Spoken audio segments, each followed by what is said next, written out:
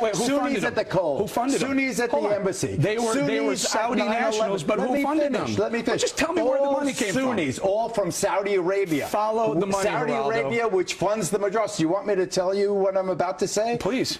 Sunni extremists. The Muslim world is divided into two. Sunni, Shiite. Saudi, Iran. Sunni, Shiite. Who are the Sunnis? Al-Shabaab, Al-Nusra, Al-Qaeda, ISIS, Boko Haram. Who are they? They are all Sunni extremists that have nothing to do with Iran. Geraldo? Funded by the Saudis. If you follow the trail, you follow the trail right back to Iran. If you're going to give me this absolute baloney about who's funding the Sunnis, that the Shiites are somehow funding the Sunni extremists, I'm saying that you tell me the Iranians are funding for Hezbollah, they're funding Hamas, they're funding certain sects of Al-Qaeda, they're funding a lot of the people who are the Iranians are funding the bad Al-Qaeda. guys. That's not true.